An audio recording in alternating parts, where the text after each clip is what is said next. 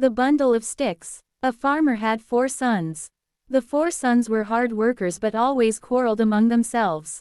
One day, the farmer got really sick. He wanted his sons to share the farm and work together, but knew that his sons would continue to fight. Now the farmer gave each son a bundle of sticks and asked them to break it. Each tried his best but couldn't break the bundle. The farmer decided to teach them a lesson. He called his 4 sons.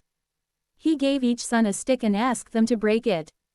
Each son easily break the stick. The farmer said, "Just like these sticks, if you are united, nobody will be able to harm you, but if you quarrel all the time, anyone can easily break you." The sons realized their mistake and started working happily together.